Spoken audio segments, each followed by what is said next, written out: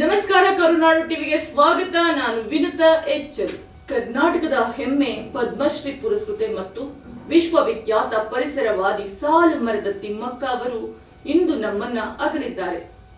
ಹೌದು, ವೃಕ್ಷ ಮಾತೆ ಎಂದೇ ಪ್ರಸಿದ್ಧರಾಗಿದ್ದಂತಹ ತಿಮ್ಮಕ್ಕನವರು ದೀರ್ಘಕಾಲದ ಅನಾರೋಗ್ಯದಿಂದ ಬಳಲ್ತಾ ಇದ್ರು. ಬೆಂಗಳೂರಿನ ಜಯನಗರದ ಖಾಸಗಿ ಆಸ್ಪತ್ರೆಯಲ್ಲಿ ಚಿಕಿತ್ಸೆಗೆ ಸ್ಪಂದಿಸದೆ ಇಂದು ಮಧ್ಯಾಹ್ನ 12 ಗಂಟೆ ಸುಮಾರಿಗೆ ಕೊನೆಯುಸಿರೆಳೆದಿದ್ದಾರೆ. ಸಾವಿರಾರು ಮರಗಳಿಗೆ ತಾಯಿಯ ಸ್ಥಾನದಲ್ಲಿದ್ದಂತಹ ತಿಮ್ಮಕ್ಕ ಅವರ ನಿಧನಕ್ಕೆ ನಾಡಿನಾದ್ಯಂತ ಗಣ್ಯರು, ರಾಜಕೀಯ ನಾಯಕರು ಮತ್ತು ಲಕ್ಷಾಂತರ ಪರಿಸರ ಪ್ರೇಮಿಗಳು ತೀವ್ರ ಸಂತಾಪವನ್ನ ವ್ಯಕ್ತಪಡಿಸಿದ್ದಾರೆ.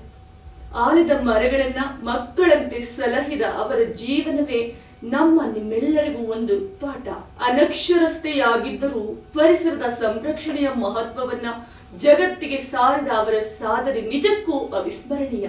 ಅವರ ಪಾರ್ಥಿವ ಶರೀರವನ್ನ ನಾಳೆ ಸಾರ್ವಜನಿಕರ ದರ್ಶನಕ್ಕೆ ಇಡಲಾಗ್ತಾ ಇದ್ದು, ನಂತರದಲ್ಲಿ ಸರ್ಕಾರಿ ಗೌರವಗಳೊಂದಿಗೆ ಅಂತ್ಯಕ್ರಿಯೆಯನ್ನ ನಡೆಸಲಾಗುತ್ತೆ ಅಂತ ಕುಟುಂಬದ ಮೂಲಗಳು ಇದೀಗ ತಿಳಿಸಿವೆ. ತಾಲೂಕಿನಲ್ಲಿ ಹುಟ್ಟಿ ಬೆಳೆದು, ಗುಬ್ಬಿ ತಾಲೂಕಿನಲ್ಲಿ ಹುಟ್ಟಿ ಬೆಳೆದು ಮಾಗಡಿ ತಾಲೂಕಿಗೆ ಬಂದು ಮದುವೆ ಆಗಿ ಮಾಗಡಿ ತಾಲೂಕಿಗೆ ಬಂದು 25 ವರ್ಷ ಮಕ್ಕಳ ಭಾಗ್ಯ ಇಲ್ಲ ಅಂತ ಅದು ನಮ್ಮ ಪತಿಯವರಿಗೆ ಬೇಜಾರಾಗಿ, ಹಿಂಗೆ ಇದ್ರೆ ನಮಗೆ ಯಾವುದು ಬೆಲೆ ಮರ್ಯಾದೆ ಸಿಕ್ಕಲ್ಲ, ಮರನಾದ್ರು ಹಾಕಿ ಬೆಳೆಸಿ ಅದೇನೋ ಒಂದು ಪುಣ್ಯ ಪಡೆಯೋಣ ಅಂತ ನಮ್ಮ ಪತಿಯವರಿಗೆ ಯೋಚನೆ ಚಿಂತೆಯಾಗಿ ಅದೊಂದು ಮನಸ್ಸಿಗೆ ನಾಟ್ಕೊಂಡು. ತುಮಕೂರು ಜಿಲ್ಲೆಯ ಗುಬ್ಬಿ ತಾಲೂಕಿನ ಹೊಸೂರು ಗ್ರಾಮದಲ್ಲಿ 1911ರಲ್ಲಿ ಜನಿಸಿದಂತಹ ತಿಮ್ಮಕ್ಕ ರಾಮನಗರ ಜಿಲ್ಲೆಯ ಹುಲಿಕಲ್ ಗ್ರಾಮದ ಚಿಕ್ಕಯ್ಯ ಅವರನ್ನ ವಿವಾಹವಾಗ್ತಾರೆ. ಆದ್ರೆ ಮಕ್ಕಳಿಲ್ಲದ ಕೊರಗು ಅವರನ್ನ ಕಾಡ್ತಾ ಇರುತ್ತೆ. ಈ ನೋವನ್ನ ಮರೆಯೋಕೆ ಅವರು ತನ್ನ ಪತಿಯೊಂದಿಗೆ ಸೇರಿ ಒಂದು ವಿಶಿಷ್ಟ ಕಾರ್ಯಕ್ಕೆ ಕೈ ಹಾಕ್ತಾರೆ. ಮಕ್ಕಳಿಲ್ಲದ ದುಃಖವನ್ನ ಮರೆಯಲು ಅವರು ಹುಲಿಕಲ್ ಮತ್ತು ಕುದೂರಿನ ನಡುವಿನ ಸುಮಾರು 4 ಕಿಲೋಮೀಟರ್ ರಸ್ತೆಯ ಬದಿಯಲ್ಲಿ ಆಳದ ಸಸಿಗಳನ್ನ ನೆಡೋಕೆ ಪ್ರಾರಂಭ ಮಾಡ್ತಾರೆ. ಈ ಸಸಿಗಳನ್ನ ತನ್ನ ಮಕ್ಕಳಂತೆಯೇ ಭಾವಿಸಿ ದಿನವಿಡೀ ನೀರನ್ನ ಹೊತ್ತು ತಂದು ಹಾಕಿ ಅವುಗಳನ್ನ ಪ್ರಾಣಿಗಳಿಂದ ರಕ್ಷಿಸಿ ಪೋಷಿಸ್ತಾರೆ. ಹೀಗೆ ಅವರು ನೆಟ್ಟು ಬೆಳೆಸಿದ ಮರಗಳು ದಿನಕ್ಕೆ 385ಕ್ಕೂ ಅಧಿಕ. ಒಟ್ಟಾರೆ ಇದೀಗ ಆಲದ ಮರಗಳು 8,000ಕ್ಕೂ ಹೆಚ್ಚಿದೆ. ಈ ಮಹತ್ವದ ಸಾಧನೆಯೇ ಅವರಿಗೆ ಸಾಲು ಮರದ ತಿಮ್ಮಕ್ಕ ಎನ್ನುವಂತಹ ಹೆಸರನ್ನ ತಂದುಕೊಡುತ್ತೆ.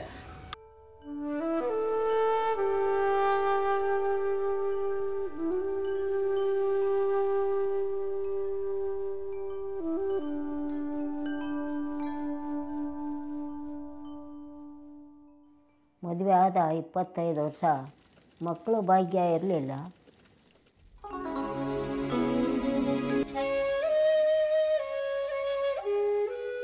ಎಲ್ಲ ವೈರ್ಗಳು ನಿಂತ್ಕೊಂಡ್ಬಿಟ್ರು ಮನೆ ಒಳಗೆ. ಕಿತಾಪತಿ ಬಂತು.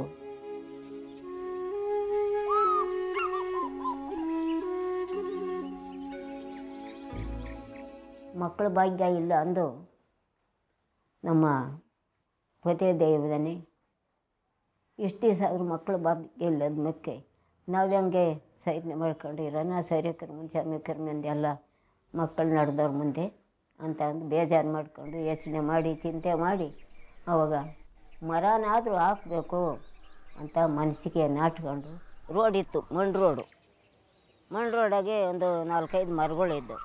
ಆ ಮರಗಳಿಗೆ ಒಂದು ಆರೆಕೋಲು ತಗೊಂಡು ಹೋಗಿ ಒಂದು 10 ಗುಣಿ ಹೊಡ್ಕೊಂಬಂದರು. 10 ಗುಣಿ ಹೊಡ್ಕೊಂಬಂದು ಬೆಳಿಗ್ಗೆನ ಒಂದು ಪಟ್ಟೆ ಗಾಡಿ ಇತ್ತು. ಪಟ್ಟೆ ಗಾಡಿ ಮೇಲೆ ಒಂದು ಕೊಡ್ಲಿ ಮಚ್ಚಿ ಹಾಕ್ಕೊಂಡು ಒಂದು ಜೊತೆ ಹಸ್ಗಳಿದ್ದ ಹುಡ್ಕೊಂಡು ಅವ್ರು ಮುಂದಕ್ಕೆ ಹೋದರು. ಅವರಿಂದಲೇ ನಾನು ಹೋಗಿ ಅವರು ಗಾಡಿಯಲ್ಲಿ ಬಿಟ್ಬಿಟ್ಟು ಹಸ್ಗಳು ಮೇಯಕ್ಕೆ ಬಿಟ್ಟು ಮರ ಹತ್ತಿ ಅವ್ರು ಮರಕತ್ತಿ ಅವ್ರಿಗೆ ಬೇಕಾದ ಕಡ್ಡಿನ ಕಡ್ದು ಕೆಳಗೆ ಹಾಕಿ ತಲೆ ಎಲ್ಲ ಕಟ್ ಮಾಡಿರು. ಅವರು ಒಂದು 5-6 ಸಜಿಗೆ ಹಾಕಿರು, ಮಣ್ಣು ತೆಳ್ಳೀರು ಬುಡಕ್ಕೆ. ಆಮೇಲೆ ನಾನು ಹಾಕು ಅಂತ ಹೇಳಿರು. ನಾನು ಅದೇ ರೀತಿ ಕಡ್ಡಿ ನೆಲೆ ಹಾಕ್ಬಿಟ್ಟು ಬುಡಕ್ಕೆ ನಾನು ಮಣ್ಣು ತೆಳ್ಬಿಟ್ಟು ಒಂದು 10 ಕಡ್ಡಿ ಅವತ್ತು ಹಾಕಿದೆ.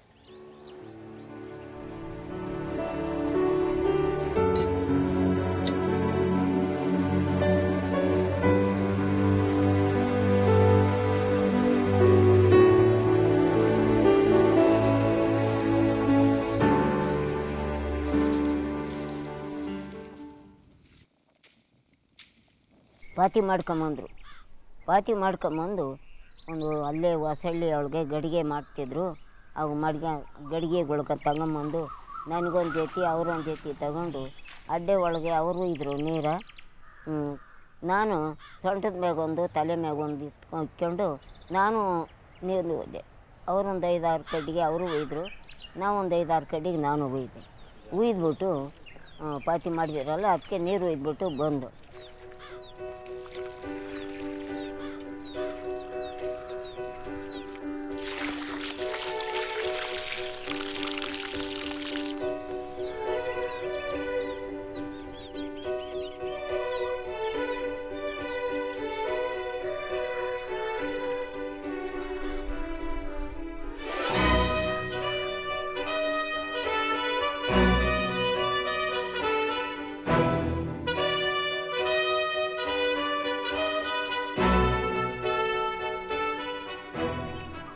ಇನ್ನೊಂದು 10-12 ದಿವಸ ಆಗೋಯ್ತು.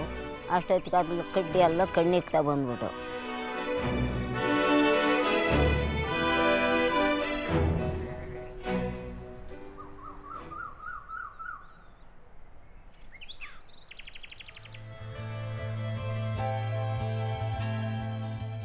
ಅದಕ್ಕೇನು ಮಾಡಿದ್ರು, ಈಚಿಲ್ ಗರಿ ಕುಯ್ಕೊಂಬಂದು ಒಂದು ಈಚಿಲ್ ಗರಿನ ಮೇಲಕ್ಕೆ ಕಡ್ಡಿ ಬಿಟ್ಬಿಟ್ಟು 2 ಹೋಳಿಗೆ ಸಿಗಿದ್ಬಿಟ್ಟು ಸಿಗದಂಥ ಸುಳಿನ ತಳಕೆ ಗಂಟು ಹೊಡಿಯೋರು. ಮೇಕೆ ತಿಂತವೆ ಅಂತ ಗಂಟು ಹೊಡ್ಬಿಟ್ಟು ಈಗಪ್ಪ ಮೇಕೆ ತಿಂದಂಗೆ ಕಡ್ಡಿ ಚೆನ್ನಾಗಿ ಬೆಳ್ಕೊಂಡು